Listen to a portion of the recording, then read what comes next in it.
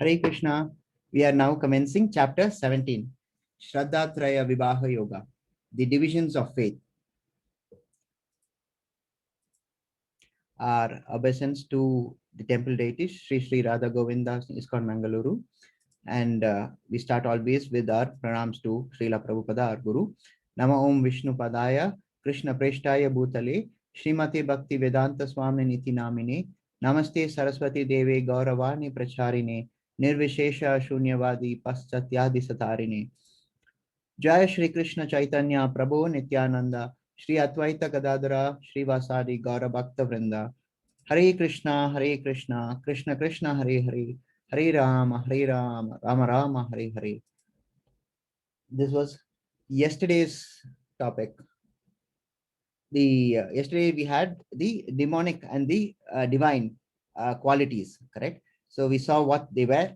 We saw initially the first verse was on the characteristics of divine persons, and then Krishna went on to enumerate the demonic qualities. What are the demonic nature, and then the result of the demonic activities and the choice of elevation or degradation. Yesterday was a short chapter. Today is also a short chapter. We'll make it up for it tomorrow, which is quite a lengthy chapter tomorrow. Chapter number 2 and chapter 18 are the lengthiest, right? So today also probably we'll be completing class a little early. Okay, so this is the overview of what we are going to see today. Arjuna continues with his questions in this chapter. The chapter commences with his questions on about worship, unauthorized worship specifically. And Krishna answers about the modes of nature and their relationship with faith and worship, and then goes on to enumerate about the foods in the three modes of nature, sacrifices in the three modes of nature, austerity and charity in the three modes of nature, and the importance of Om Tat Sat, which is for all the four above. That is sacrifice, charity, austerity, which should be offered to the Supreme. Yagna Tana Tapa in the three modes are what we are going to see, and eventually we will conclude with Om Tat Sat. That is, everything should be offered to the Lord in the in pure divine in pure devotional spirit, and it is the same as Krishna Arpana. That's how we will conclude this chapter. It makes more sense by the time we complete by 7 o'clock. I think we will get a hang of this entire thing. Okay, so 7.17.1. Arjuna said, "O Krishna, what is the situation of one who does not follow the principles of scripture, but worships according to his own imagination? Is he in goodness, in passion, or in ignorance?"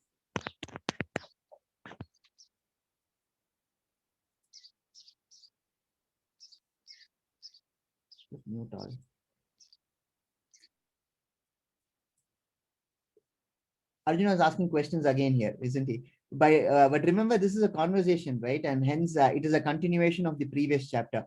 If you recall the previous chapter, the second last verse that we dealt with yesterday was 16.23, where Krishna concludes saying that if you do not follow the Shastras and if you do as you please, then what is the consequence? You get na siddhi, na sukam, na paramgatim, correct? You neither get perfection, nor do you get happiness, or do you get liberation, right? This is what Krishna concluded last chapter with. Now if you analyze that a little bit, you will see that it is holding good even today. What was holding good 120 million years ago, or at least 5,500 years ago, is true as it is today also. You see, none of us have a proper bona fide guru, and if we proclaim one to be a proper bona fide guru, then they turn out to be bogus. The news is full of them, isn't it? The quotes are full of them.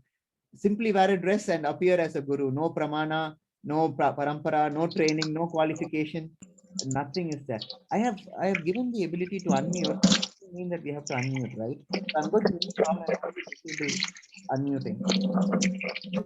Please take care. Okay. Hare Krishna. As I was saying, we are having a serious crisis about not following the parampara and not being able to find a proper spiritual guru, right? So as I was saying, the gurus these days that they proclaim themselves to be gurus, they don't have any parampara, nor do they have training, nor or do they have qualification. So generally, as such, broadly speaking, not without going into any specifics, people do not have any guidance today, correct? Whatever spiritual practice they do is far, far away from the scriptures. now that we have been reading the Bhagavad Gita and also the Srimad Bhagavatam, both the books have stood the test of time. So many people have appreciated the value and wisdom of the contents of these books, right? But I'm sure you would have been surprised in the course of the present undertaking that uh, what has been generally understood in the to be prevalent in the society is quite different from what the books say. The Shastras say something else, and our understanding of them seems to be entirely different. The problem is with the society, right? So many notions are there which do not have any basis for it. Take, for example, the avatars itself, right? The problem is that people are not reading the Shastras. A false message is spoken, and then it spreads from one year to another, and before long it takes place, it is accepted as the generally accepted notion. Now avatars, we know, or at least the generally prevalent notion is that there are 10 of them, and all were them by Vishnu. But then we saw in the Srimad Bhagavatam itself that is not the case. There are 6 categories of avatar, and there are innumerable avatars of Krishna itself, correct? So these are notions which do not have any basis in Shastras. And unless you have a bona fide guru in a recognized parampara, you will have problems with these aspects of notions which are generally accepted as true. Unless you read the Shastras, we would not know, right? Now the Bhagavad Gita speaks of only 3 ways to reach Godhead. What are they? First is karma, second is bhakti, and third is jnana. That's the first 6, then the second 6, and the third 6 of the chapters, correct? Bhakti, karma, jnana, and bhakti. But then everywhere throughout Bhagavad Gita, bhakti is declared to be the topmost and the easiest way to reach the Godhead, right? But we cannot follow that because we need something more convoluted. Because if anything is simple, we suspect that it is simple, therefore it cannot be true. And that is how these things come along to the picture. Scientology, flying spaghetti monster. Flying spaghetti monster is called Pastafarianism. Pastafarianism. They have a church for church of flying spaghetti monster, it's called, right? Why, I ask myself, is it not enough to have one simple direct route to God? Is it that hard to follow a recognized, tried and true method? Krishna says that many sages have attained him following these methods, right? So many agendas are out there that we do not recognize. Apparently, even in that time, the situation seems to have been so complicated. That is why Arjuna is coming up with this question. That's why Krishna says, if you follow just your mind, you won't get perfection. What are those 3 things? Na siddhi, na sukham, na paramgatim, right? No perfection, no happiness, no liberation. That's what happens when you follow just the mind. When the book says to do something, then we should do what the book says, isn't it?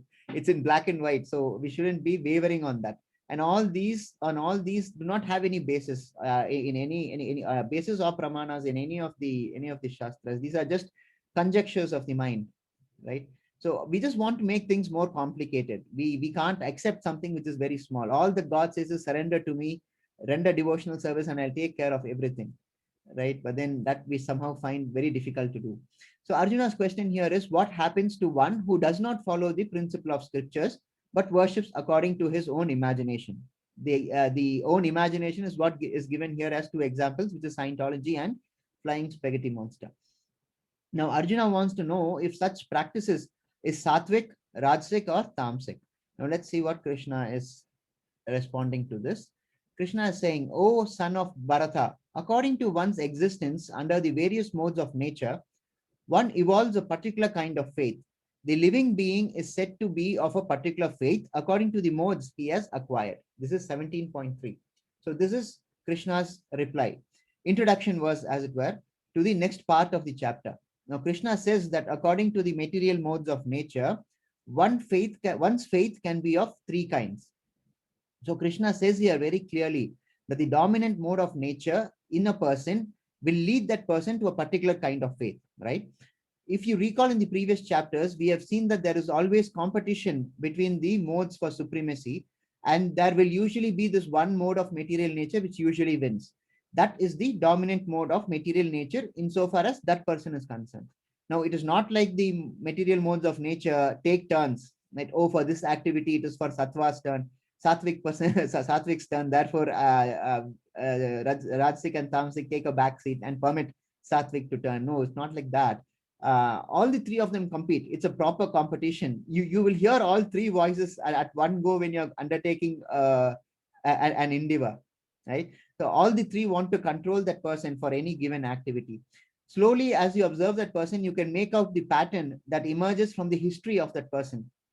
That's why history of a person is very important. Though generally they say that a person is not to be judged by history, it does make out a very good case for him to find out, because at each level, when the three modes operate and compete, he permits one of the modes to succeed, right? So that becomes a habit, and once it becomes a habit, it's easier when the same circumstance arises again for that same mode of nature to repeat and take control, correct? So therefore, it is that history of a person becomes important. That person himself would realize what is dominant in him after some time.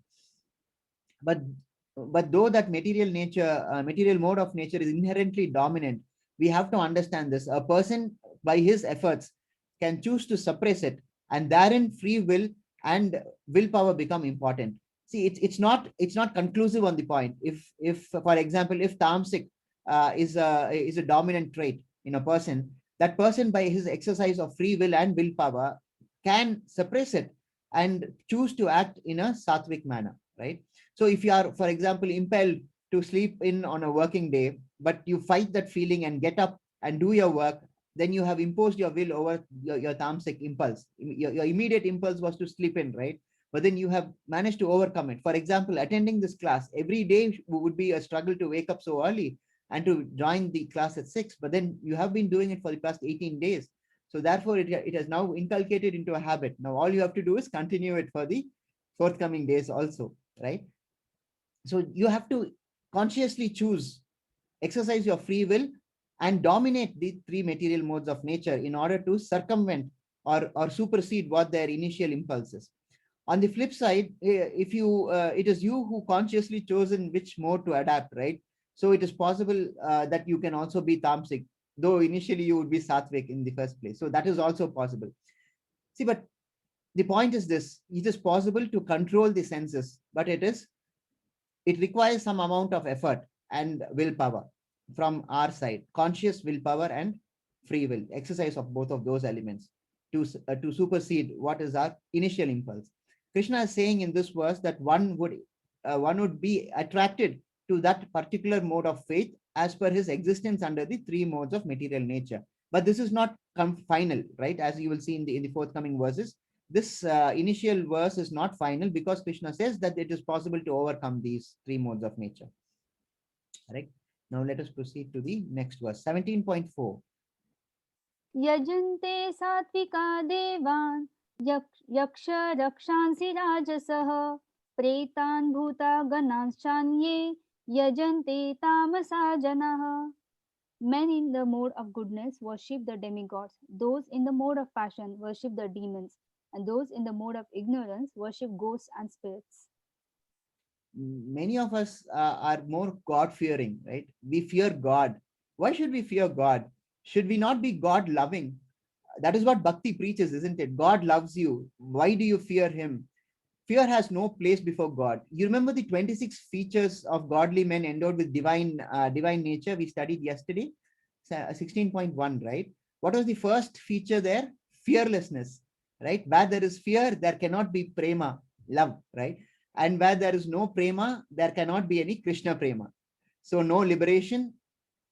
It's a cyclic reaction. No, if you have fear, there is no love. If there's no love, there is no Krishna love. And if there's no Krishna love, there is no liberation. So it's all cyclic. It's like a chemical reaction. Therefore, it is that fear has to be vanquished. The problem is also how the society approaches the matter. Let's take a common household, right? The child is being very mischievous. Let's assume a child is being very mischievous. What does the mother say? If you don't eat your vegetables, God will poke your eyes. Really? Is that the way you want to go about it?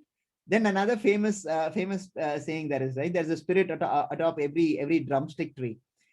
We create fear in order to make a child behave a little, realizing that we are scarring the child for life. See, the same mode is also used in religion, and that's the problem. If you don't do this, then your ancestors, who are now ghosts and spirits, will punish you. They will not let you be in peace. None of your endeavors will be successful. Your dear and near will not survive. Suffering and more suffering will befall you if you do not do this puja, or if you do not do that for your dearly departed. Fear. Fear rules so many aspects of our life, isn't it? But if you really sit and analyze these things, this fear has absolutely no basis. But the problem is, we need to sit and analyze. That is an effort again that we are not very inclined to do. See, we have to understand one thing: to whom are these applicable to? This concept of fear, when you force a person to do something based on fear, uh, are they to be implemented in the first place? That is the basic question. See, different people listen to different ways based on their material modes of nature, of course. Let's assume a dog is following you and barking at you, right? So how do you make it stop? You threaten it, right? You raise your hand and pretend as if you're throwing a stone or something of that sort, right? And if that works, then perhaps it is justifiable for people who are in that category. Maybe a very tenuous maybe. Okay, but it cannot be certainly applied as a general principle. If you see the broad spectrum of people, this worship of ghosts and spirits are usually done out of fear of retribution, that they will not let you, that the spirits and ghosts will not let you be in peace, right? So Krishna says people who are worshipping spirits and ghosts are in the mode of ignorance.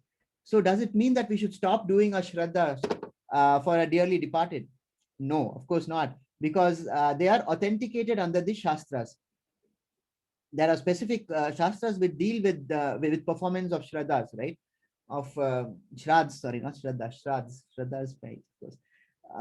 It's a part of karma kanda, right? One should be able to distinguish between our worship out of fear to demons and spirits, and our performance of shrads, because the main distinguishing element is one is authenticated, one is permitted under the shastras, the other is not.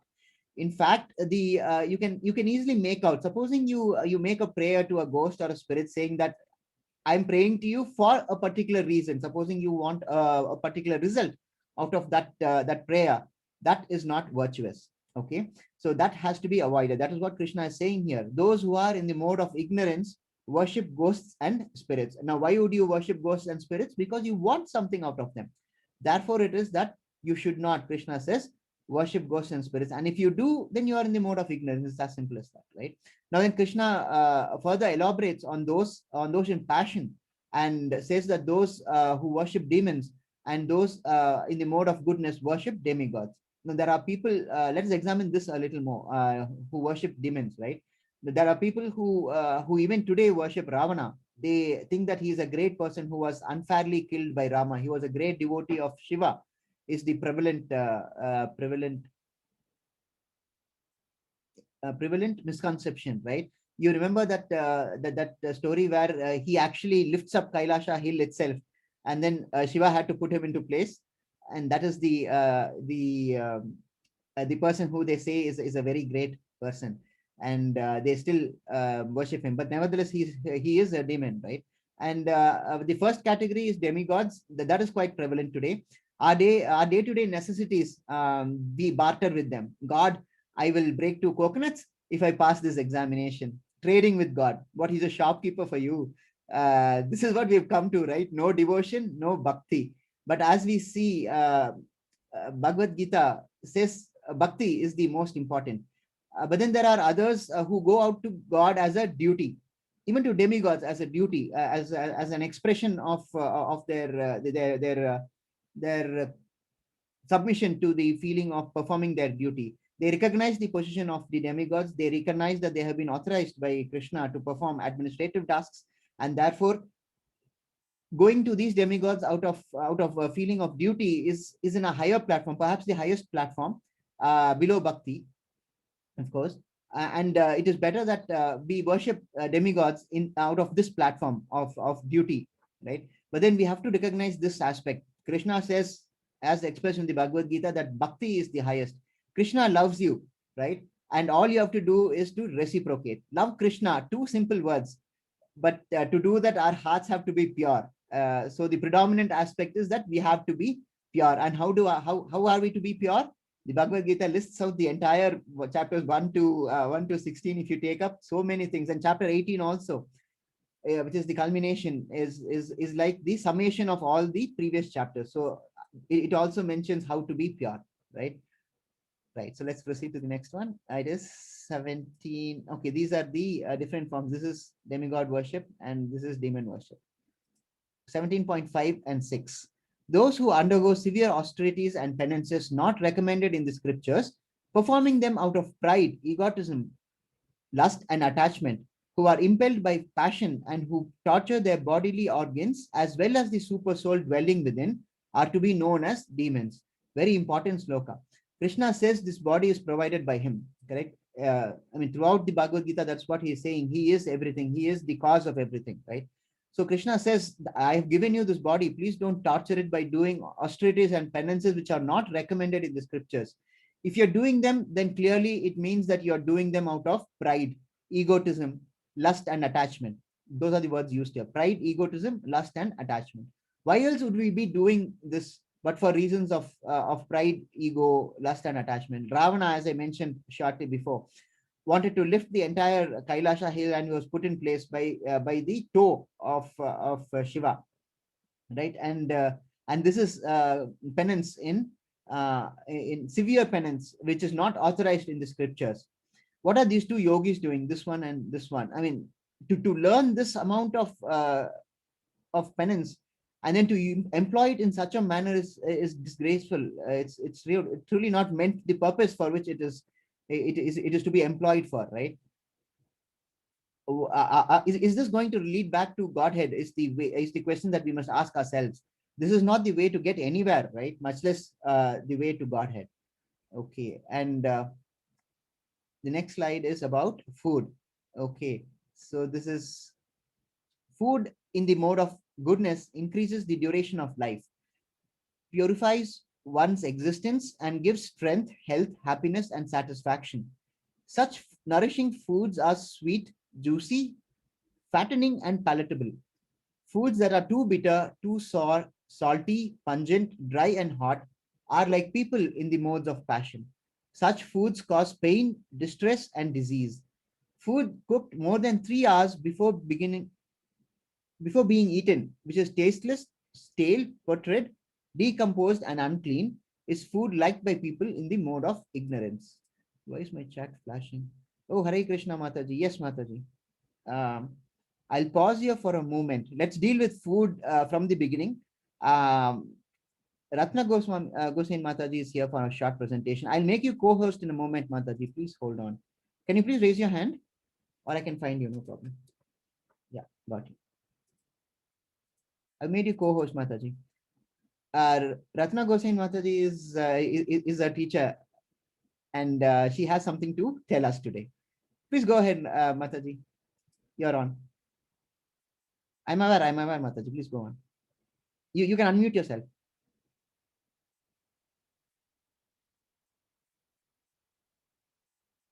After class, is it? You need 5 minutes after class. Oh, I thought it was to be done in between. Okay. No problem, Mataji. Then we'll meet by 7 then.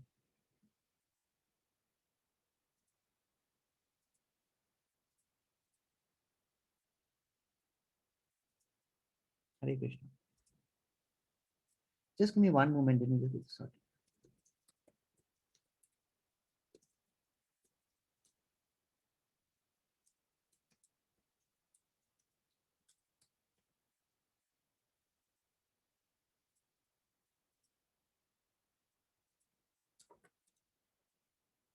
Hare Krishna, Neha Mataji. Nice you could make it. Hare Krishna. Hare Krishna, Prabhuji. Okay, so let's continue. We were talking about food. Let me just start from the beginning, right? Food in the mode of goodness increases the duration of life, purify one's existence, and give strength, health, happiness, and satisfaction. Such nourishing foods are sweet, juicy, fattening, and palatable. Foods that are too bitter, too sour, salty, pungent, dry, and hot are liked by people in the mode of passion. Such foods cause pain, distress, and disease. Food cooked more than 3 hours before being eaten, which is tasteless, stale, putrid, decomposed, and unclean, is food liked by people in the mode of ignorance. Such fine details Krishna goes into, right? Aspects of everyday life are being dealt with here. Right. So what does Krishna say about food which is sattvic and food which is rajasic and food which is tamasic? Now this clearly is sattvic food, right? This is the food that is generally very popular everywhere, north of India, south of India. But since this is in a banana leaf, I probably think this is food in south of India, because you have these banana chips, and this is rice, of course, papad. This is definitely South Indian papad. Curd, all this is very South Indianish, right? Um, okay, so this is clear example of sattvic food. You have vegetables, various kinds of vegetables, fruits to conclude with. You have pickles, salt, payasam must be here somewhere. Definitely, I think this is probably payasam, right? Kheer, kheer is what's payasam down south. Okay, and then we have fruits, of course, fruits and cereals, all with milk, nuts, seeds, all the good stuff, right? And then we have the Ratsik food stuff, which is so generally what Krishna is saying is, how do you identify foods which are sattvic? Foods would be sweet, juicy, fattening, and palatable, pleasant to the stomach usually. Okay, now how is Rajasic food? Rajasic food is too bitter, too salt, too sour, pungent, dry, and hot. What comes to mind? Okay, garlic noodles perhaps will go into that category, right? Hot garlic noodles, Chinese food stuff. But you can make them sattvic also. It's not that they have to be rajasic. It just depends upon how you make it at the end of the day, right? So basically, anything hot which makes you draw in which makes you draw in a sharp breath and shocks your body, right? That is rajasic food. And what does Krishna say about those foods? They cause pain, distress, and disease. Whereas sattvic food gives you strength, health, happiness, and satisfaction, right? And then we go on to tamasic food. Tamasic food is not good. Tamasic food is not just meat. Okay, there are so many forms of tamasic food. Supposing you cook food, proper sattvic food, but then nobody eats it for 3 hours. Krishna says it becomes tamasic automatically. If you don't eat it within 3 hours of it being cooked, then it becomes tamasic automatically, right? So many forms of them are there. Meat at least is dead flesh, right? But then there are people who eat this. This is something called mardu, right? Mardu, kazu mazu. This one here. It has active worms in it. Okay, so I mean, yeah, you can just look at sattvic food here and look at these tamasic food here. And if you are given a choice, I'm sure you would all choose sattvic food because they look so pleasing to the eye and whatever is pleasant to the stomach, right? And see, the Lord can eat anything, correct? He is, after all, the Lord of the universe. But then he has restricted himself to four kinds of food stuff. What are they? Patram, pushpam, phalam, toyam, correct? Patram is leaf, pushpam is flower, phalam is fruit, and toyam is water, correct? So we have to take a cue from that. We have to take a clue from that. But generally, we offer all sattvic food items to God. So as you know, no Rajasic and Tamasic items are to be offered. What is it saying? Show me your friends and I'll show who you are. Same is also applicable to food. You can figure out a person's nature by observing what he eats. Okay, so the verse is pretty much self-explanatory. The Tamasic foods, what do? They are tasteless, stale, putrid, decomposed, and unclean. So these are the food items which are preferred by people in the mode of ignorance, particularly food cooked more than 3 hours before being eaten. So all this concept of cooking food for the entire week and then keeping it in the fridge, deep freezing it, not entirely sanctioned. The ideal way is to cook it then and there and eat it immediately. But then, of course, we have to then undergo a change in lifestyle, isn't it? And it is how do I put this? It is a proper change of lifestyle. It's not, what we're doing now is not healthy, right? Cooking and storing it for an entire week is not considered to be a healthy way in any shastras for that matter. Okay, let's proceed. 17.11. Oh, of sacrifices. Okay, now we are going to go into sacrifices. Okay, 3 verses about sacrifices on the mode of goodness, in the mode of passion, and in the mode of ignorance. 17.11 deals with goodness. Of sacrifice, that sacrifice performed according to duty and to scriptural rules, and with no exception of expectation of reward, is of the nature of goodness. Yagna is what is sacrifice. What does Krishna say? Yagna nam japa yagno. Chapter 10, verse 25, where Krishna says, know me to be the repetition of the holy name, right? So how should your sacrifice be? Krishna says it should be according to duty and to scriptural rules with no expectation of reward. Everywhere we see this, right? Throughout Bhagavad Gita, whatever you do, don't expect reward, don't expect results, do your duty, follow the scriptures. This occurs in so many chapters, so many echoes of the same principle throughout the book in different ways, right? So, yeah, Krishna approaches a matter from different aspects, but the underlying message is the same. Do your duty, no, don't expect results, sacrifice your results, sacrifice your work itself to Krishna. All these are the principles underlying this conversation between Krishna and Godhead, right? Now 17.12. But that sacrifice performed for some material end or benefit or performed ostentatiously out of pride is of the nature of passion, O chief of the Bharatas. Yagnas are also done by Karmakandi people, right? These people seek to derive benefit from the yagnas. So the moment that you do some sacrifice, you sacrifice something in expectation of result, then it comes in the nature of passion. Homas, for example, to get papas destroyed. We do Ayush Homam, right? That is very common. These are all in the mode of passion because we expect something out of that. We want a material benefit from out of that sacrifice, right? See, it is important to notice that the sacrifice is performed in a very grand manner, so grand that people think, oh wow, he's really spent a lot of money and effort on this. Even those are because of the thought by other people that this is very ostentatiously performed. That's why Krishna uses the word ostentatiously. They are performed out of pride, and since they are performed out of pride, they fall in the mode of passion. Okay, and 17.13. And that sacrifice performed in defiance of scriptural injunctions, in which no spiritual food is distributed, no hymns are chanted, and no remunerations are made to the priests, and which is faithless. That sacrifice is of the nature of ignorance.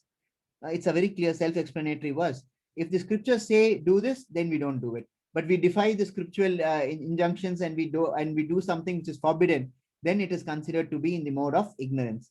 Similarly, if no prasadam is distributed, or if no hymns, Vedic hymns are chanted, and if the priests are not given their due remuneration, then all this is to be taken to be in the nature of ignorance, right?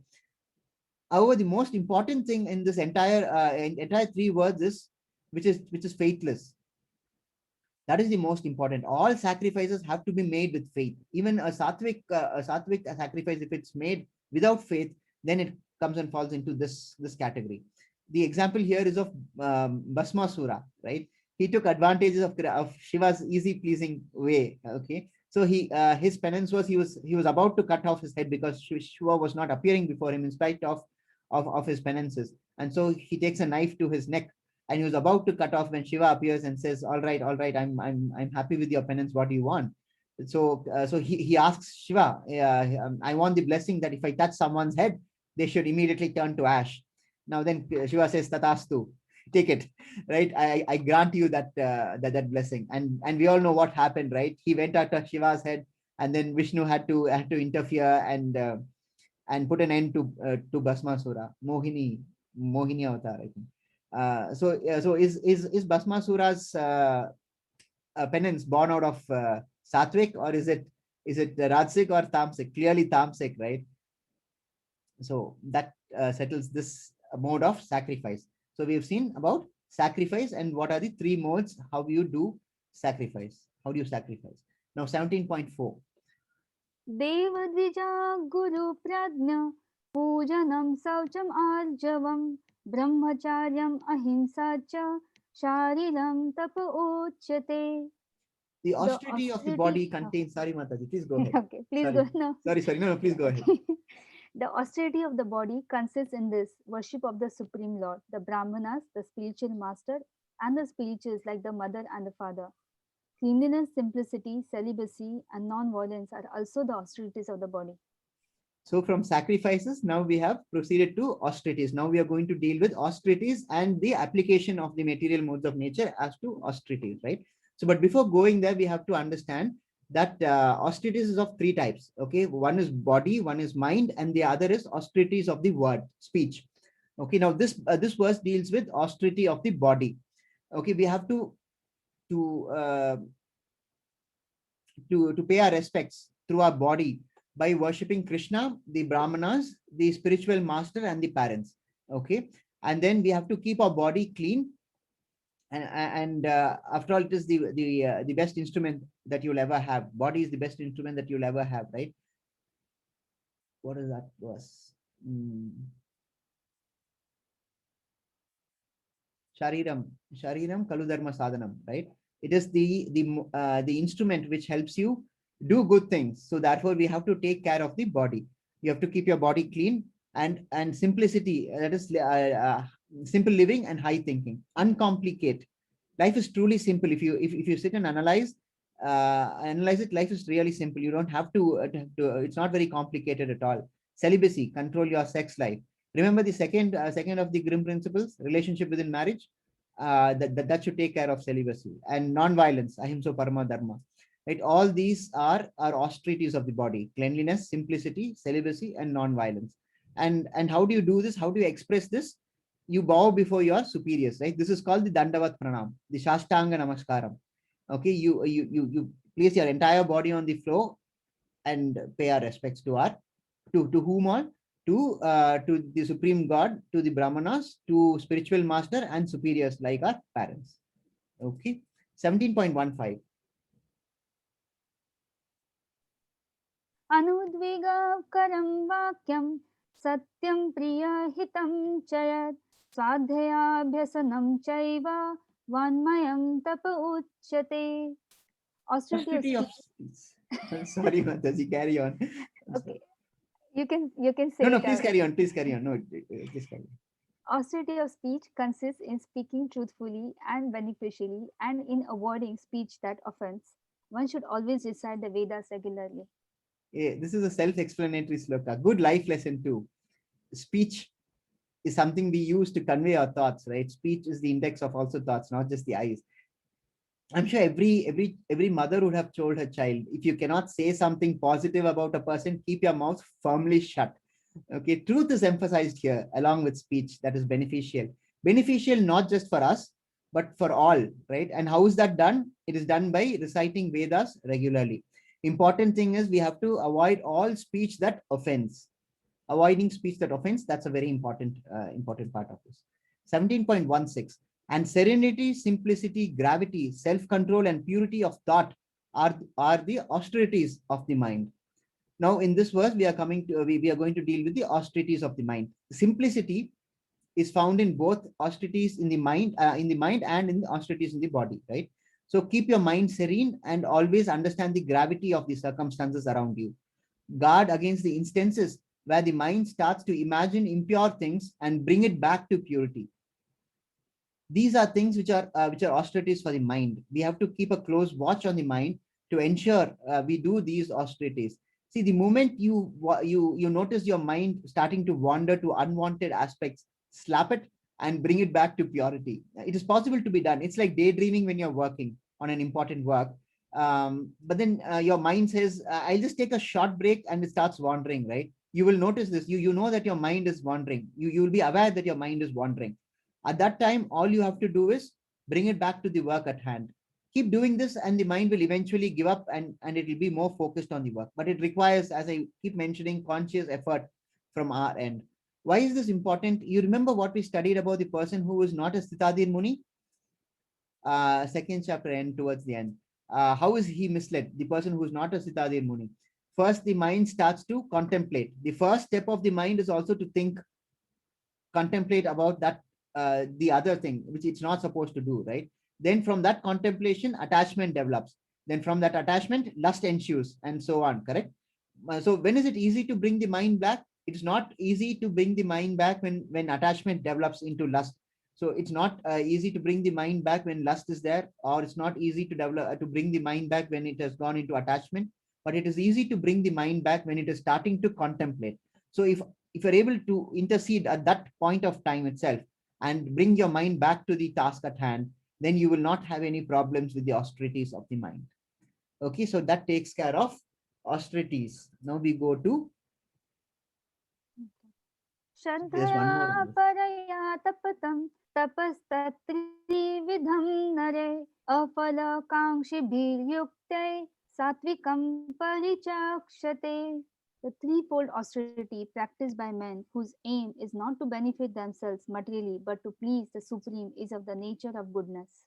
So that is 17.17. What should be the aim of the threefold austerities? That is austerities of the body, mind, and word. It should be that you should, it should be such that you don't try and seek material benefits out of it, but you have to please the Supreme Lord out of it. For example, parikrama is also an austerity. It's an austerity of the body, right? So this is all done for the Lord's pleasure. 17.18. सत्कर्मणपूजार्थं तपोदम्भेन चैव यत् क्रियते तद् इह प्रोक्तं राजसं चलम् अध्रुवम्. Those ostentatious penances and austerities which are performed in order to gain respect, honor, and reverence are said to be in the mode of passion. They are neither stable nor permanent. Okay, now these are Rajasic austerities. This is their main feature, right? We've also seen this in the previous chapters. They are not stable, neither are they stable nor are they permanent. It is done to be to gain what? To gain respect, honor, and reverence. Yeah, these two, respect, honor, and reverence. The problem is they are not stable, right? So neither is respect, honor, nor is honor permanent, and or is reverence for that matter. So all these things are not permanent. And when you do an act to get these three things, then definitely those acts will also not be permanent. For example, take Mahatma Gandhi itself.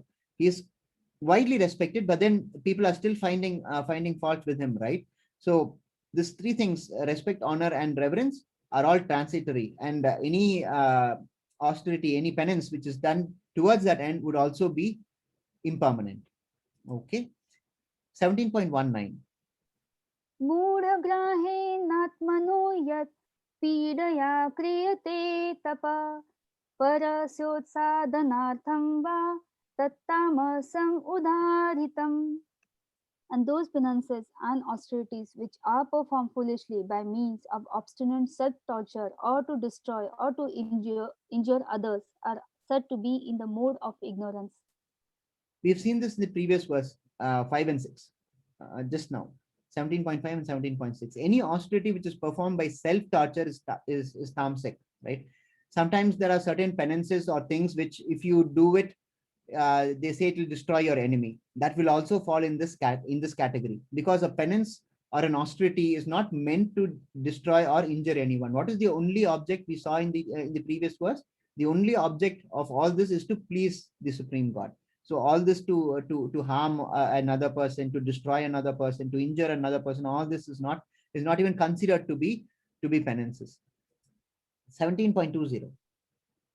दातव्यम् इति यद्दानं दीयतेनुपकारिणे देशे काले च पात्रे च तद्दानं सात्विकं स्मृतम्. That gift which is given out of duty at the proper time and place to a worthy person and without expectation of return is considered to be a charity in the mode of goodness. Okay, so the next three slokas that we are going to see are going to deal with charity. Okay, here what is dealt with is sattvic charity. This is the recommended way of giving charity, right? Firstly, it must not be given for some benefit. It must be given out of duty without expecting anything in return. It must be at the proper place and proper time, and it must be to a person who is worthy of it, right? Similarly, charity should not end with charity that comforts the body. It should comfort the soul. That is true charity. After all, it is the soul which is permanent and not the body, right? It's like jumping. I've given this example before. It is like jumping in the river to save a drowning man and then returning happily with his clothes, thinking that you have saved him. And then what is the use? We have not given him charity which aids only physical comfort, but charity which should aid spiritual comfort. And what is spiritual charity? You can contribute for a book distribution, or you can contribute for a Veda Patsala, a place which where Vedas are taught. So all these kind of charities would would go towards sattvic charity, right? Now let's see what Rajasic is. 17.21. यत्तु प्रत्युपकारार्थं फलम् उद्दिश्य वा पुनः दीयते च परिक्लिष्टं तद्दानं राजसं स्मृतम्.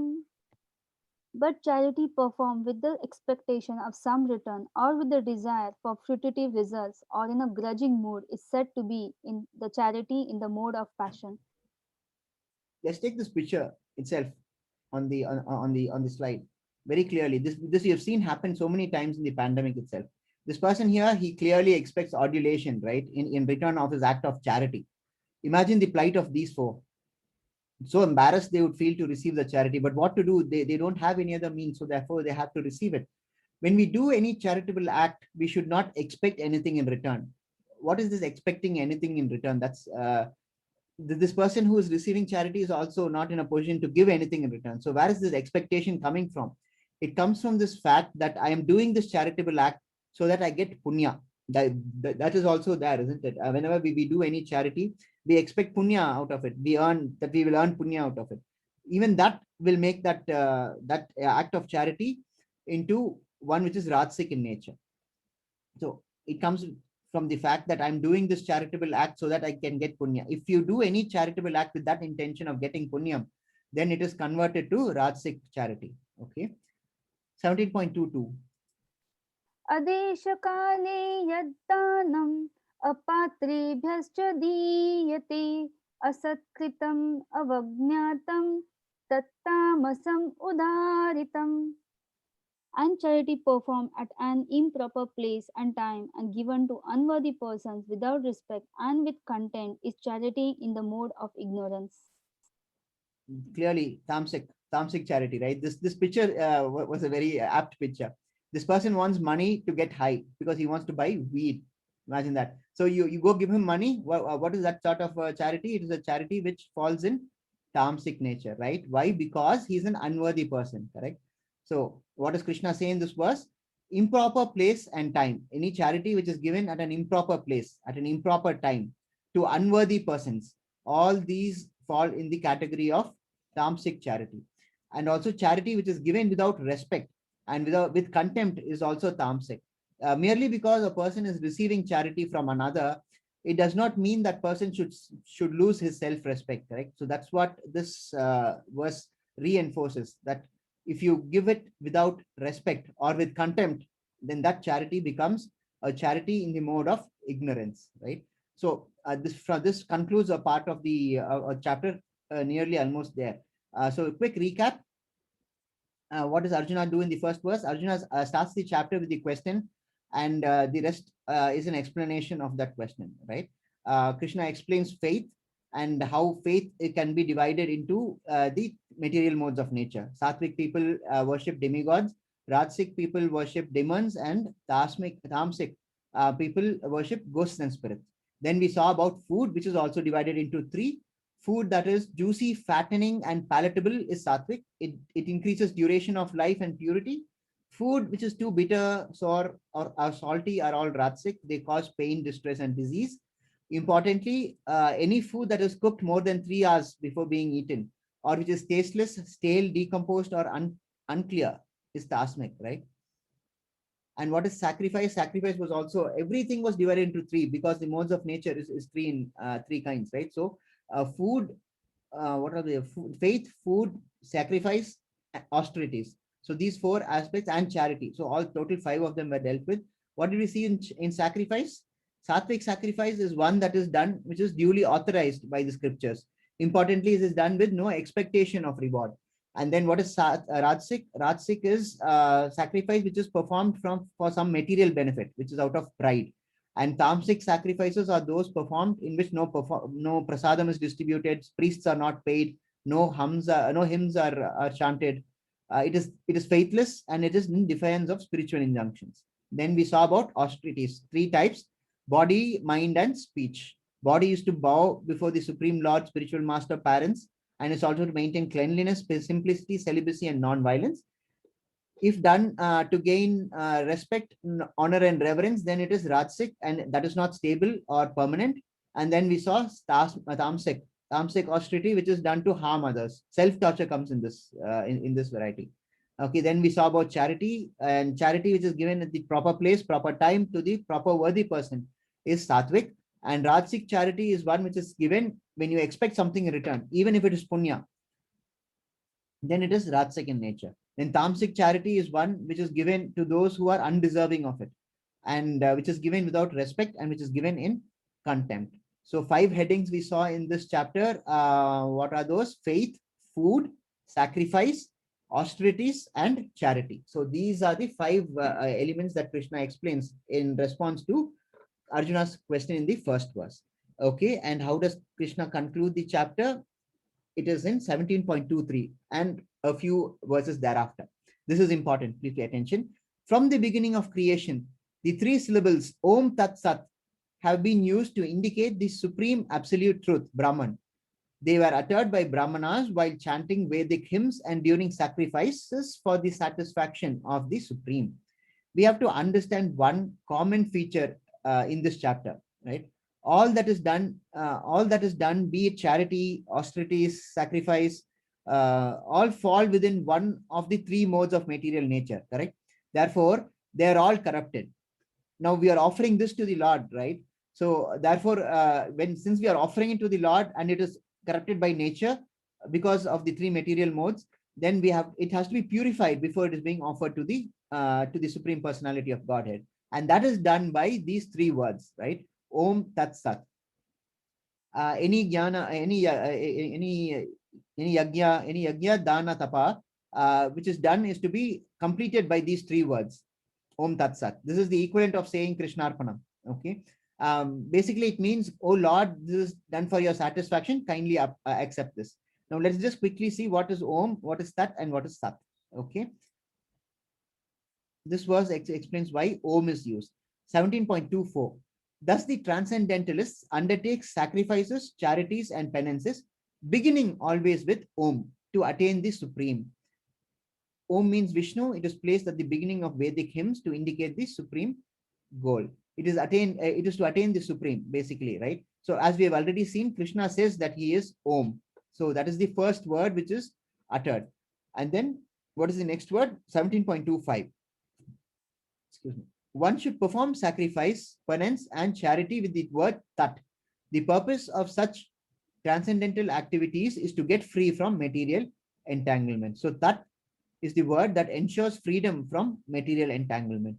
And what is Sat? 17.26 and 27. The absolute truth is the objective of devotional sacrifice and is indicated by the word Sat. These works of sacrifice, of penance, and of charity, true to the absolute nature, are performed to please the Supreme Person, O son of Pritha. So Sat is the one that concludes the trio, right? This indicates that whatever is done to please the Supreme Person. Okay. And this is a very important sloka. What happens when you don't follow any of these? Okay, this is the sloka which gives the effect of not following it. 17.28. But sacrifices, austerities, and charities performed without faith in the Supreme are non-permanent, O son of Pratha, regardless of whatever rites are performed. They are called asat and are useless both in this life and in the next. So this is the concluding version of this session. It gives us the effect of all things that we saw today being done without faith. If it is done without faith, then it is useless and it is called asat. So eventually, the most important thing that it boils down to is faith. We saw this in the previous chapter also. Faith is the bedrock on which the entire system operates. If you do any of these things that we read about today without faith, then Krishna says it is useless. It is useless both in this life and in the next. So there's absolutely no point of doing it without having faith in Lord Krishna and in the process, right? So with that, we'll just quickly have an overview of what we studied today. Arjuna starts off with the question of what happens to unauthorized worship. This question, as I mentioned in the beginning, is a continuation of the previous chapter's second last verse, where Krishna says, Nagatim, na param gatim, those 3 verses where he gets no liberation.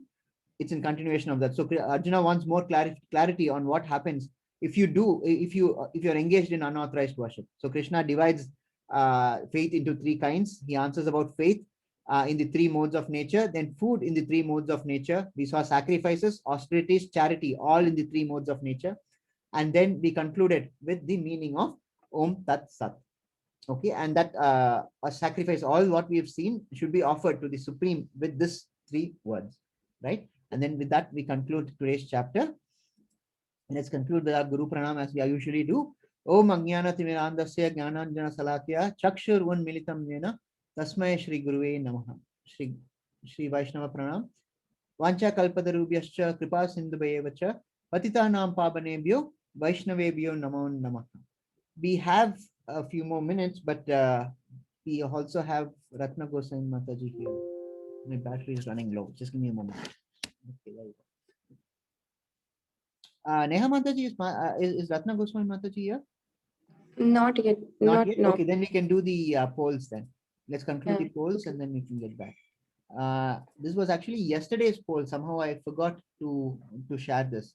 Okay, let me conclude this first. In slideshow. Okay, so let's launch this poll and see how people react. This is actually yesterday's poll. So this has yesterday's elements in it. So I'm launching the poll now. Couple of minutes to probably conclude. Is the poll visible? Not yet, Prabhuji. What happened? I've launched it.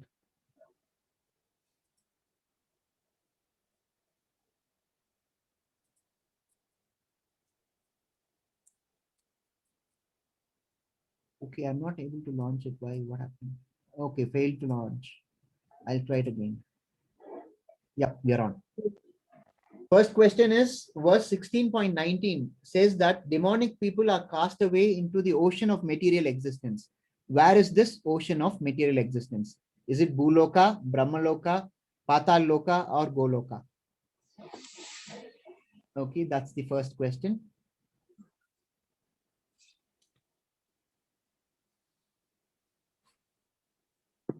The next question is, which among the following are recommended for householders, grahasthas, according to Bhagavad Gita, first verse of chapter 16? Charity, sense control, performance of sacrifice, all of the above. And the third question is, why Arjuna's fight against the Kauravas is not considered as demoniac? A Kshatriya fighting with the enemy is his dharma. He did not have any demonic qualities, neither A nor B, both A and B. These are the questions. So far, they are just starting to come now. Let's see.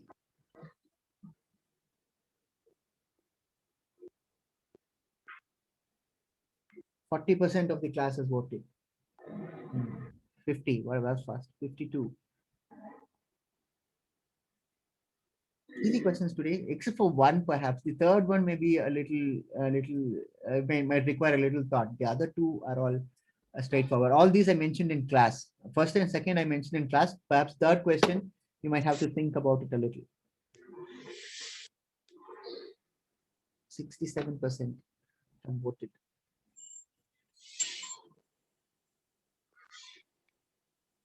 $70. Okay, so let me just wait till a little more. I'll stop it at 2. Okay, so 5, 4, 3, 2, 1, 0. So I'm ending polling now. Hare Krishna. Let's see the results. Share result. Okay, so this is what has happened. 54% have got the correct answer. So the majority has got it right. For the first question, which was demonic people go to the ocean of material existence. Which is the ocean of material existence? It is right here. This is the ocean of material existence. I mentioned it in class specifically yesterday. Bhuloka is the right answer.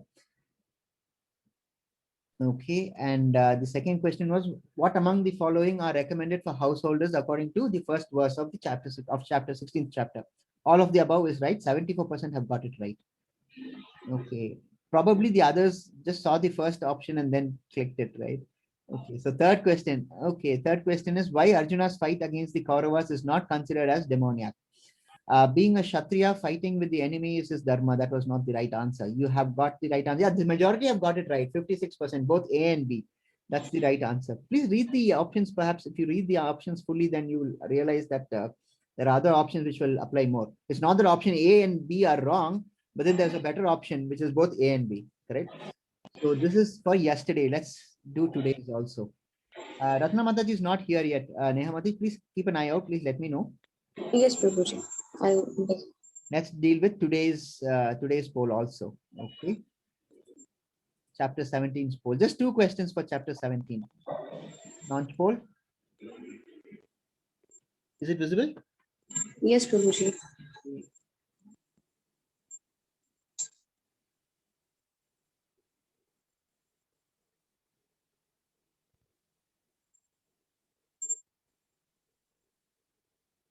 These two also are simple, easy questions. Can one change his position to a higher mode of nature? Yes or no?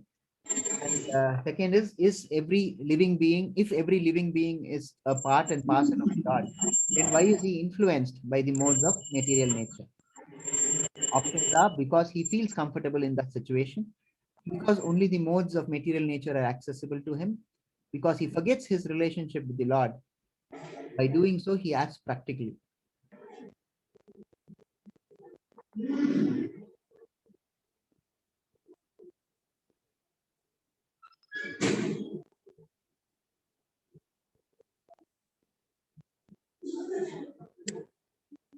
Okay, so just 2 questions. I think we can conclude this bit a little quicker than the last one. Hare Krishna, Kishore Prabhuji, just give me one moment. Let us complete this poll and we'll get back to you.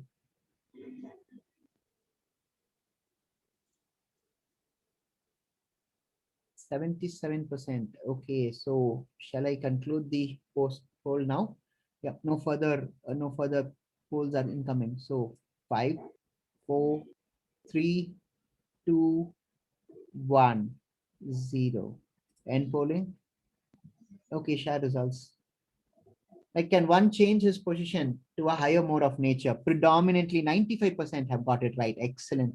Yes is the right answer. 3% have got it wrong. No, they've answered no. Okay, but the answer is yes. Okay.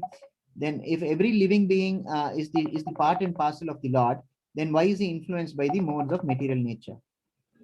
Because he is influenced by the modes of nature. Answer is C, because he forgets his relationship with the Lord. Right? Hare Krishna. Hare Krishna, Prabhuji. Hare Krishna, Kishore Prabhuji. You can unmute yourself. Yeah, Hare Krishna Prabhuji. Hare Krishna Mataji. Hare Krishna. Hare Krishna devotees. Today I'm going to present the Narayana Stotram. It's one of the beautiful kritis available to us.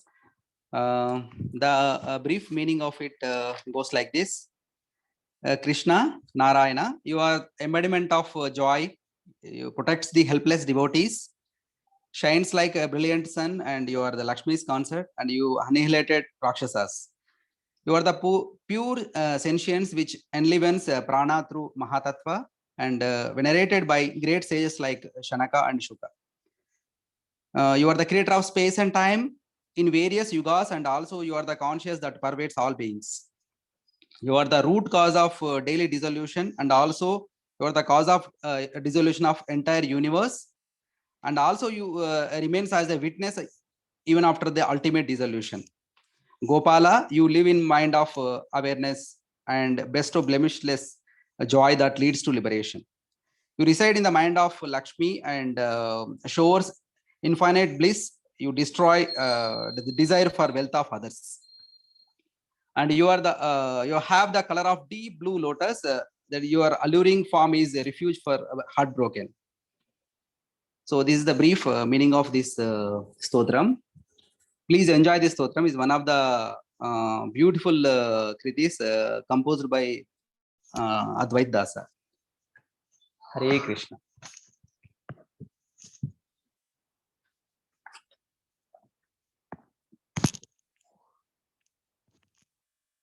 Narayana Hari Narayana Hari Narayana Hari Narayana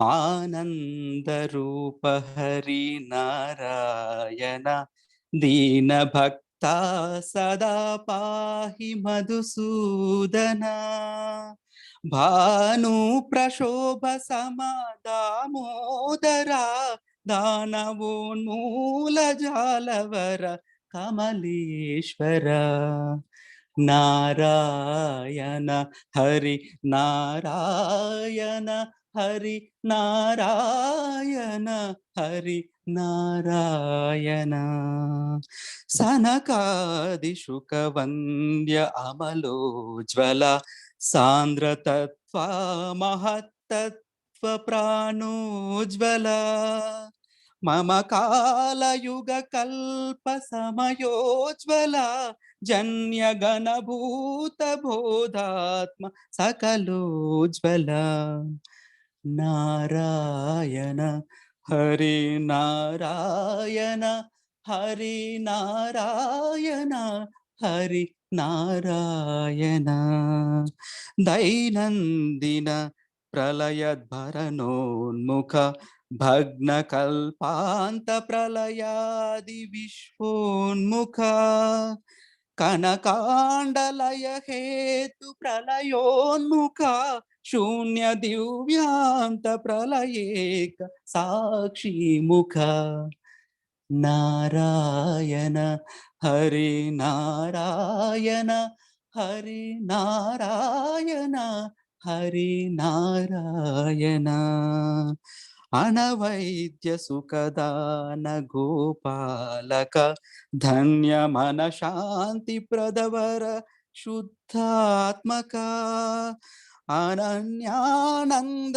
వృంద కమలాత్మక అన్య జననైదన కామ మననాశక నారాయణ హరి నారాయణ హరి నారాయణ హరి నారాయణ ఘన నీల సుమవర్ణ నిభకామన ఖిన్న మన మోహతురహార సమ్మోహన సానంద బృంద మకరందాలయ నందనందనా Shri Guru పవనాలయ Narayana Hari Narayana Hari Narayana Hari Narayana Narayana Hari Narayana Hari Narayana Hari Narayana Narayana Narayana Hare Krishna.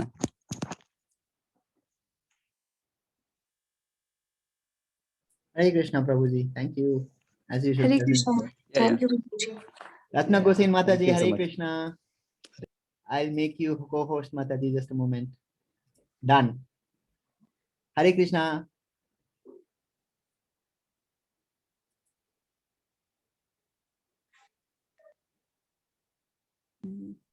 Hare Krishna, Prabhuji. Just a minute. Ratna Gosain Mataji is a teacher, like here, like we are having this batch for elders. Ratna Mataji is now going to make a presentation for the upcoming batch for children. Correct, Mataji? Yes, Prabhuji. Please go ahead.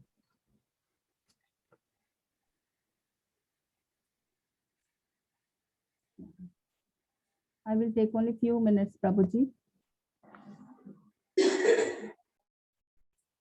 Please take your time, Mataji, no problem. Good morning. Welcome you all to the 18 days Bhagavad Gita course. Since we are coming to the end of the session, so as a part of promotion of Bhagavad Gita course, as we are doing for the kids, as per Prabhuji's instruction, I am here to present this presentation on behalf of Sri Radha Govind Temple, ISKCON, Mangaluru. Yes, for the past few months, we are conducting the kids Bhagavad Gita program. And what all activities we are doing, it is slightly different from what adults classes there. Yes, Dandavat Pranam to Radha Govind deities, Srila Prabhupada and Amanishdas Prabhuji. Because of his efforts, this program is going on a large scale and many devotees are getting benefited. Yes. Yeah, coming to the children's program, new batch is starting from July 5th onwards. So what exactly we will be dealing in that is Bhagavad Gita overview. And since what do you say, till this month we had the combined age group for 6 to 15 years. But now that we have divided into two, that is 6 to 10 years and 10 to 15 years, because there is what do you say, we need to focus these kids in a different way, as well as the teenage kids. So that is the reason why we have divided into two batches. And yes, from July onwards, we have a different teachers for different age groups. Okay. What exactly we deal in this is the sloka recitation we have before the class starts. We'll make them read the sloka recitation of the respective chapters. We'll give them the chance, and we'll help them out. So at least by the end of the course, they are able to do the sloka recitation. Yes, different timings are there. As that of adult batch, we have a 6 a.m., we have a 5 p.m., 7 p.m., and 9 p.m. Okay. Apart from English, we have other languages like Hindi, Kannada, Telugu, Tamil, etc. And this time we have included Oriya and Marathi also. And yes, it will be there for 18 days as that of adults. And more or less, it's an interactive session with the kids. And we have an activity like artworks, because kids loves drawing, painting, coloring, all those things. And yes, we also do the storytelling part as a part of interactive session. And we have few role play. And yes, life lessons will be taught to them. So these are the pictures from the previous slides, where we have an interaction session with all the kids and all. Yes, it's quite energy loaded session, I can say. And these are the various activities which was done by the kids in the past. Yes, we do conduct certain competitions. Previously, we have conducted for Sri Ram Navami and Narsimha Jayanti, and we have an upcoming competition for Lord Jagannatha Ratha Yatra, which is scheduled next month. And by this weekend on 26th, we are conducting the competition for the kids. And now the auditions are going on. We are yet to finalize the participants. Yes, this is the example of the role play done by various Matajis and Prabhuji. At the same time, we also give them certain assignments about many questions they'll ask in the class, and some are out of syllabus also. Yes, but we give them certain storyline, and we'll ask them to submit the assignments regarding the same. And at the same time, we teach them certain life lessons like a GIGO concept. This Prabhuji might have dealt with you in the previous class. Yes, we do with the kids in a different way. So know the garbage in or not the garbage out. We only feed them the good in and good out. And yes, the quality of information coming out cannot be better than the quality of information that went in. So yes, kids, and like this, and yes, there is a difference in the kids who join the session, and many people are chanting more than one round of mala, and they're also participating and taking the oath on the Shraddhavan ceremony. Some kids are there who is doing 16 rounds also. So yes, they are serious about doing the spiritual service and service to Lord Krishna. This is the previous poster, and this is the picture of the upcoming Jagannath competition. We have certain competition like a drawing, singing, storytelling competition, and this time we are having exciting prizes also for the winners. Yes, this is just to keep the spirits up. And this is the poster of the upcoming batch, which we'll be sharing in the groups. So anybody is interested, please make your kids enroll in this program and take the most of it. Thank you. Hare Krishna. Hare Krishna, Prabhu. Hare Krishna. Thank you. Thank you. Hare Krishna. Hare.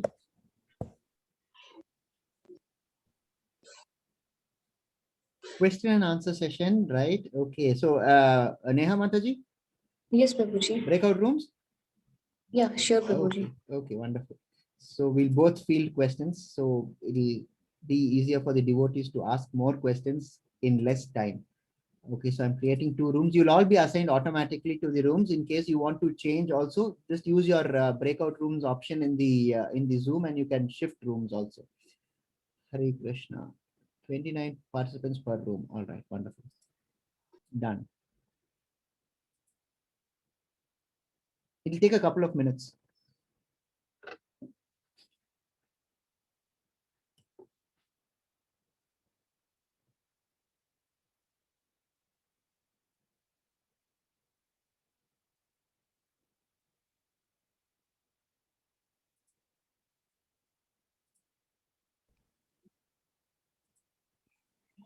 Hare Krishna, Manisha Mataji. Hare Krishna, Hare- Prabhuji. We are in the same room. Oh, we are in the same room. All right. So, Mataji, we'll have to agree upon this. You take room 1, I'll take room 2. Okay. Yeah. I'll shift now, though. I'll shift now. No problem. Next time onwards. I mean, next Okay. time, tomorrow is the last day anyway. Okay, I'm going to room 1. Okay, so we have 19 people here. Excellent. Any questions? You can just unmute and go ahead. I think I've enabled, I've given you the ability to unmute yourself, right? Anybody can unmute. I've asked all of them to unmute if you want. Nidhi Mataji, please go ahead. Hare Open your Krishna, hand, Mataji. Prabhuji. Hare Krishna. Today we learned about the how we are performing different austerities and different charity and worship all in different modes. I would Yes, like to know right, how right. do we understand, like I'm giving the charity to somebody who is worthy, because nowadays we come to many such for example, I'll take some NGO who are taking money in name of helping somebody else, but Hmm. at the end sometimes we come to know that they were all fake. I mean, how do we conclude that we are giving this charity to a worthy person or not? What to do, Mataji? We'll have to do our due diligence, isn't it? Like supposing it's a renowned NGO, SOS, for example, or Red Cross. All these are renowned. I mean, these are not going to misuse your funds. But then there are also, as you said, spurious ones. But then you'll have to do your due diligence, Mataji. You'll have to explore if they are actually doing the proper in the proper way in which you want them to do. So you will have to ascertain yourself for yourself that it is in the right way, and then give charity.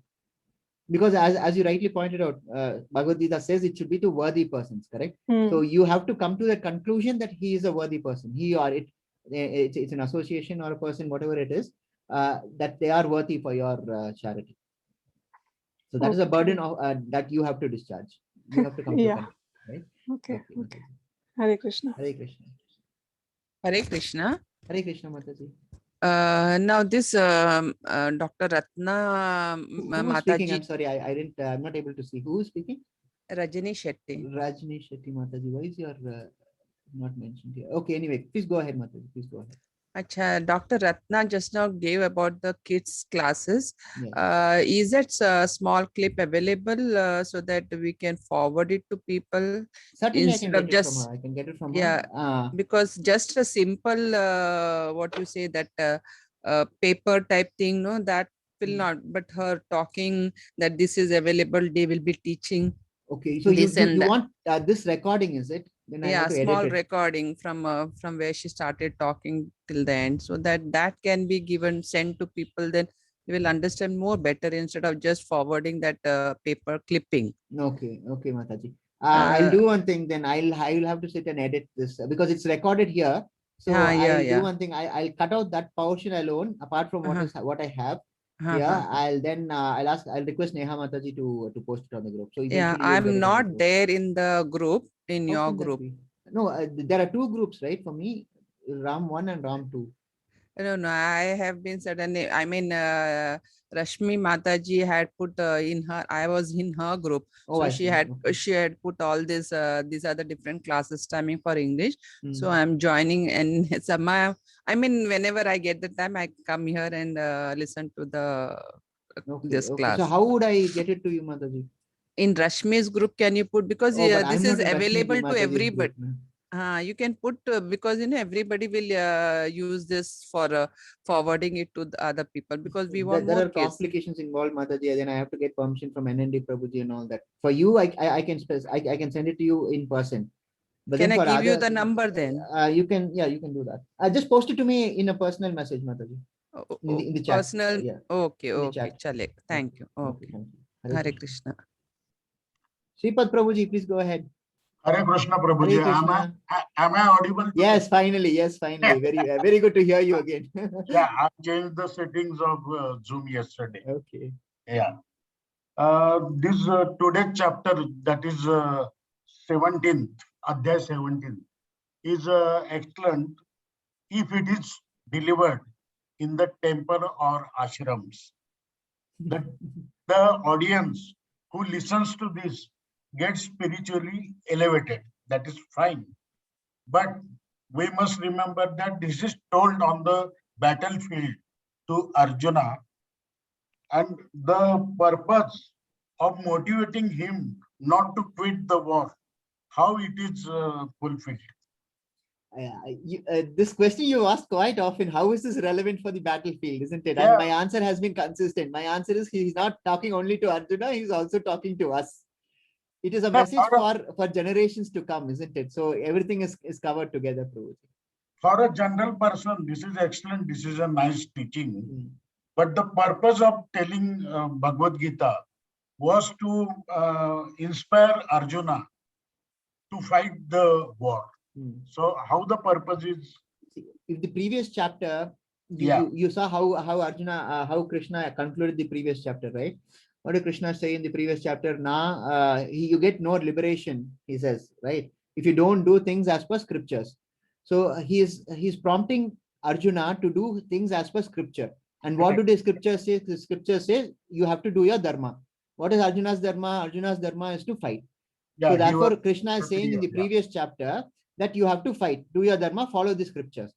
Now, therefore, since Krishna says that you have to follow the scriptures, and if you don't follow the scripture, the consequences you will not get liberation. Arjuna asks this question in this chapter: what happens to those who worship in the mode of which is not prescribed for in the scriptures, not according to dharma? Ignorance. Therefore, it is that Krishna gives this answer. He has to answer the question, isn't it? That's right. That's right. Thank you, Hare Krishna. Galaxy Note 10 Plus. Hare Krishna, Prabhuji. Hare Krishna, Mataji. I have to know your name because I don't know how to change the setting. There is a if you go to participants, there is an option called rename just next to your name. Okay, so there you can change. Otherwise, I have to keep calling you Galaxy Note 10 Plus. Sorry, I am Nivedita. Nivedita, nice, Mataji. Please tell me what's your question. Today, I really enjoyed the redemption of the recitation. Thank you. Thank you.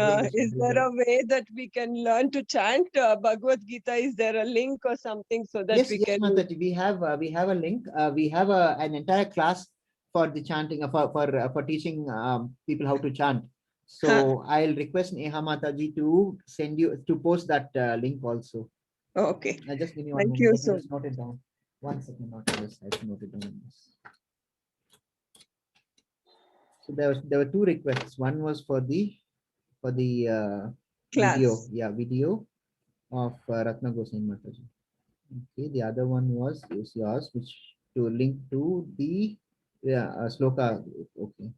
Keeping the book, it was very easy to chant along with it, but I want to learn to chant properly. Okay, Manisha Mataji would be able to guide you. She's doing a wonderful job. Is she here? No, she's not here. She's in the other group probably. Yes, Mataji. Okay. Thank you. I'll make sure these two are sent in the group today. You are part of the group, isn't it? Yes. Right. Okay. Thank you. I thoroughly enjoyed this on the whole time. Thank you so much. Hare Krishna. Thank you. Even I would like to learn this reading of Bhagavad Gita. Yes, Rajni Mataji. Let me just note down your number. You posted it here. The second one, not the first one, second one. Okay, 986708265. Got it. Okay. Thank you. Thank you, Mataji. This has to be sent to you also. Okay, all right.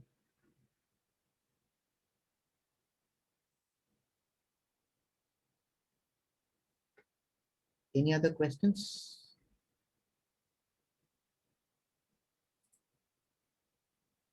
Subbarao Prabhuji, Hare Krishna.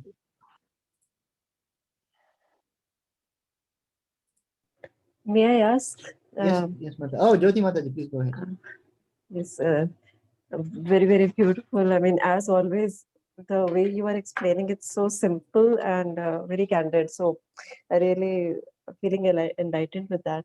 So just one thing, like my take back is also that we should be eating fresh, and we should be that is more sattvic. But just was contemplating, just thinking that when we are packing tiffins for children, it just it just gets in for family members, or if we just make and have it in the afternoon, then does it remain sattvic or does it become like simply, this thought just occurred to me. Yeah, the book is clear, no, Mataji. Any food which is beyond 3 No, no, hours what's gets to be tasmic.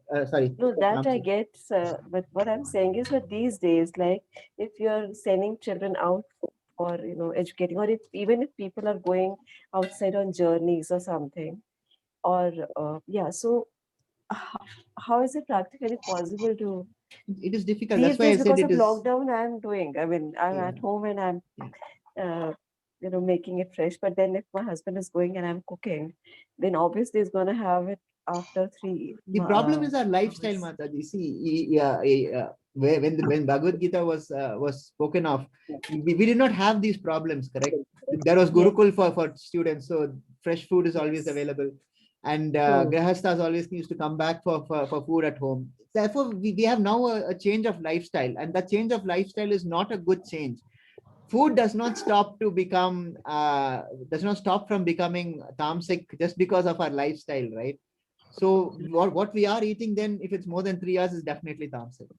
There's no Yeah. doubt about that. So that means chanting is one way which can actually purify us inside out, I think.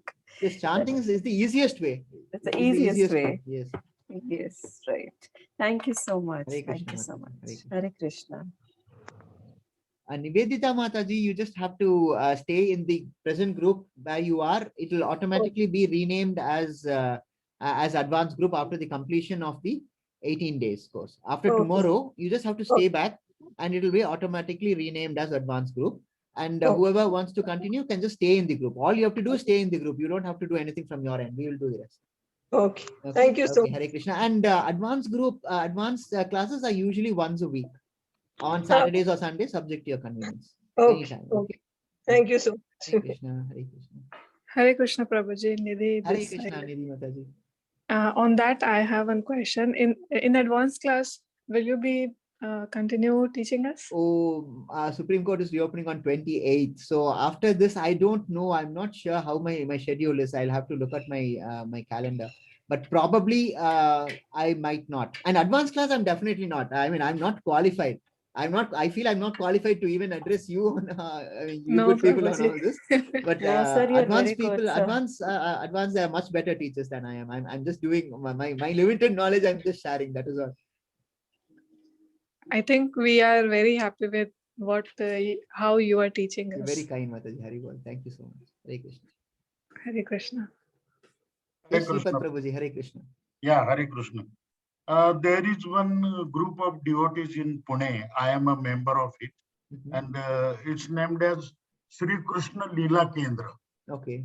So the devotees gather in that center once in a week, and they do chanting and all these things.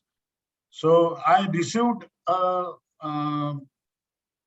video of 1 minute on my WhatsApp group. So somebody has published a book on Sri Krishna. It is a 3D book. As you just open the book, you get 3D pictures of Krishna's life. I would like to share it. No, Prabhuji, that will be against the policy, not this time. Okay, Sorry. okay, Okay. okay, Hare no Krishna. problem. Hare Krishna. No problem. Any other questions? I have noted down Mataji's number. Nivedita Mataji is saying, I would also like to join the next level of all. I just have to stay back, Mataji. That is all. And have I missed any questions? No, not really. Okay, let's see what Neha Mataji is up to. I'll just be back. Let us chant in the meantime. Okay, otherwise I can do one thing. Otherwise, I'll just broadcast a message saying that we'll conclude.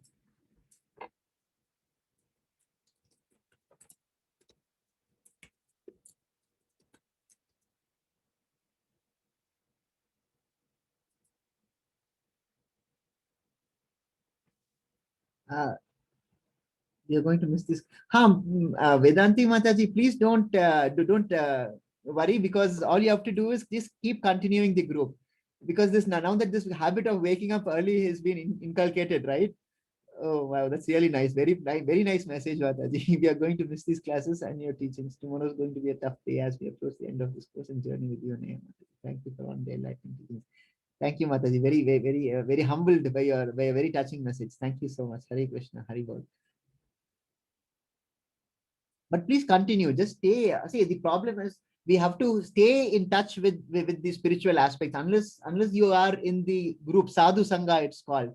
So unless you are surrounded by like-minded people, this Kali Yuga, it will really crush you, right? So it is always better to have association of devotees, so that we keep learning, we keep sharing. So all we see, none of us know the entire thing, but then some of us, I mean, most of us know some a little part of things, right? So when we share, it all comes into one collatable body of knowledge. So we can always partake from that body of knowledge, and therefore it is that this initiative by NND Prabhuji is so good. It's going so well. Since June last year, it has really taken off well. This is, in fact, is the I think there's going to be a Guinness record also, that continuous number of people for the number of batches that we are having. It's crossed more than 5 lakh devotees in India. So it's probably going to be either a Limca Book of Records or in the Guinness Book. I'm not sure entirely which one, probably Limca first.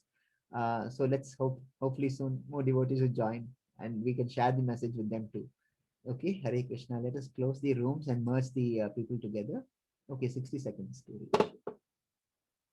Hare Krishna. Hare Krishna, Mataji.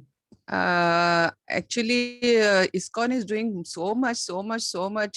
I mean, there are so many classes going on. It's not only understanding 18, Yes. but there is Chaitanya Chari Matra, and there is Prema Kishori ma'am's Yes. Ishopanishad. Prema Kishori Mataji's class is amazing, Mataji. Oh my Amazing, God, how amazing. much knowledge she dispenses.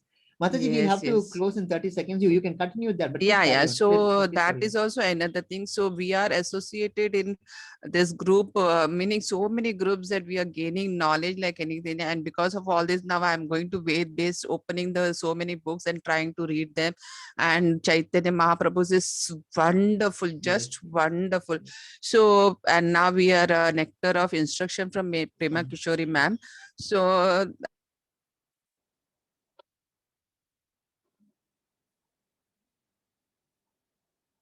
Hare Krishna, Prabhuji. Prabhuji, you are on mute. You are on mute, Prabhuji. Thank you. Hare Krishna. I hope I haven't interfered, Mataji. I Prabhuji, no, Prabhuji. Okay. There weren't much questions. And Okay, yeah. there was Mataji speaking. Rajni Mataji, please carry on. You were saying we got interrupted. Yes. yeah, that is nothing, only because that other lady was asking. So I wanted to, you could tell others also, because there are so many classes going on. People I'm free, so whole day I'm going into one classes You after have taste another. of all the teachers then. Yeah, and then Krishna Leela is going in one place, only talking about the Krishna Rasa Leela, and then other Charitra, and then Prema Kishori ma'am. So you are gaining all that. Since last 40 years, I have not known anything. I always wish that our culture, our books had to be taught to children. We should, some temples should allow, our temples are, we are going to the temple, praying and coming out. There's no class as such, like in church, or they talk about the God, but in our temple we go pray and come. There should be some hall where people sit and they give some pravachan about all this culture which we have, which was missing. Every time I was thinking that, but now because of ISKCON, I think wonderful, and it is gaining knowledge for people who have never known what is Bhagavad Gita. Bhagavad Gita was only a book which was kept in the side, but now literally we are learning and understanding.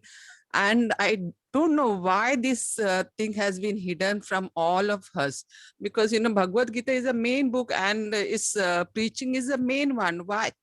Why it was hidden for such a long time? That is a very big question now.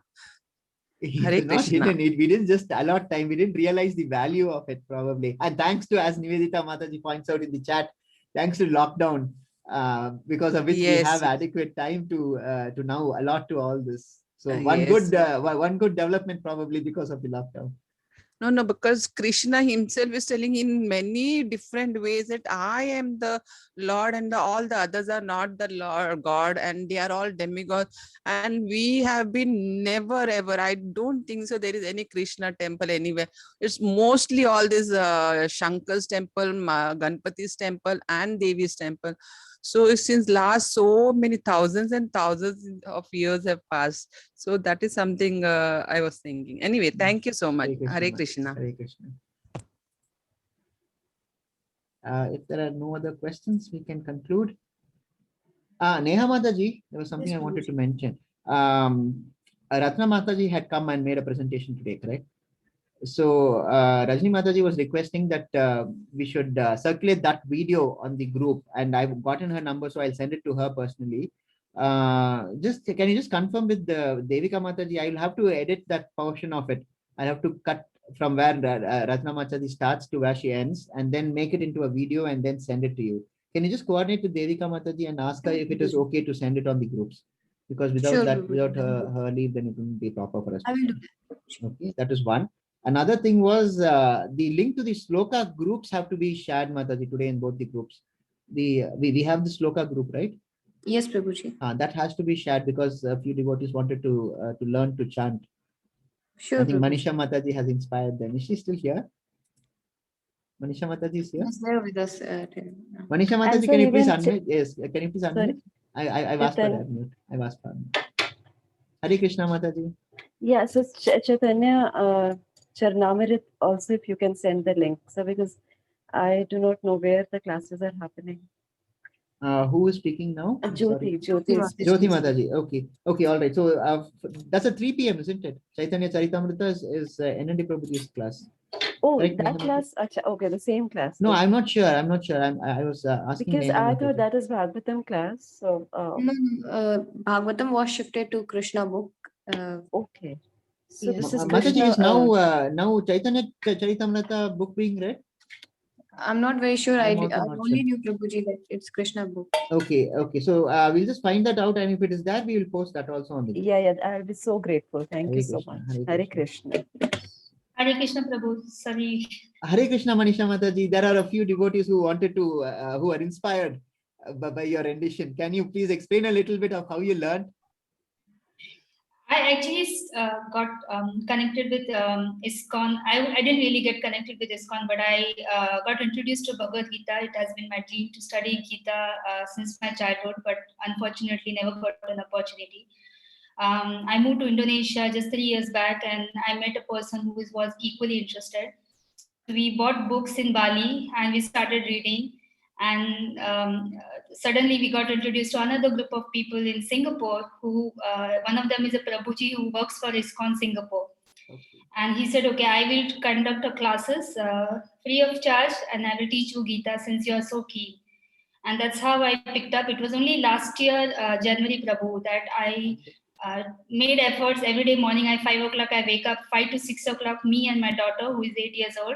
Oh. Every day we practice shlokas. Okay. And now I'm very glad to say that I know about 100 shlokas by heart. Wonderful, Mataji. It's just a magic within 1 year. And then again, I think sometimes it feels that when you really want Krishna, Krishna finds ways to come to you.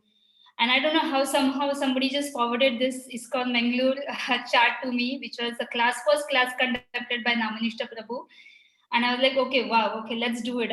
It doesn't harm. It was a bit off time for me because it's like really late in the night. So I was like, okay, no problem. I attended that class, and after that I was like fully tuned into it. I started chanting 1 round, 2 round. And it's hard for me because I work for a very big organization here, so the work is very stressful. But you have taken the effort. That is what I've been trying to tell. You see, you have to take the effort. Unless you take the effort, nothing comes easy, right? And what are we trying to achieve? We are trying to understand the supreme personality of Godhead, right? And then therefore it is that all the more effort that has to be put in. Thank you so much, Mataji, and now for sharing it with us. service that I have to do the service for this session, and then I have another session in the night. I have to find time to do the chanting. So I do chanting literally while showering, while cooking, cleaning, brooming, mopping. And during meetings, between two meetings, I have 10 minutes left. Okay, let's do one round. One round. I know my one round takes 5.5 minutes. So okay, Wow, let's that do is one round. fast. That is really fast. Yes, Okay, Prabhu. very nice. Okay.